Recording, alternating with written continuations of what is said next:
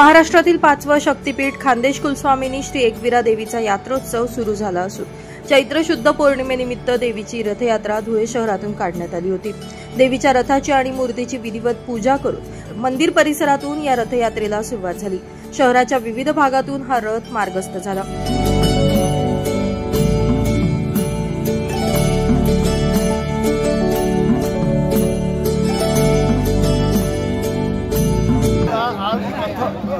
यात्रा उत्सवानिमित्ताने चैत्र शुद्ध पौर्णिमा निमित्ताने सालाबादप्रमाणे आई भगवतीचा नवीन भव्य दिव्य असे चांदीची मूर्ती आणि चिखली रथ केलेला आहे।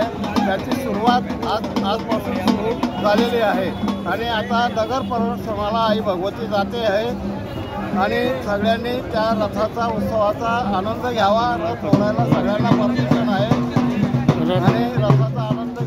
चैत्र शुद्ध पौर्णिमेनिमित्त संपन्न झालेल्या रथोत्सवामध्ये धुळेकर नागरिक मोठ्या संख्येने सहभागी झाले होते। ठिकठिकाणी देवीच्या रथाचं भव्य दिव्य स्वागत केलं जात होतं। रथोत्सवाच्या पार्श्वभूमीवर शहरातील विविध भागात पोलिसांचा कडेकोट बंदोबस्त देखील पाहायला मिळाला।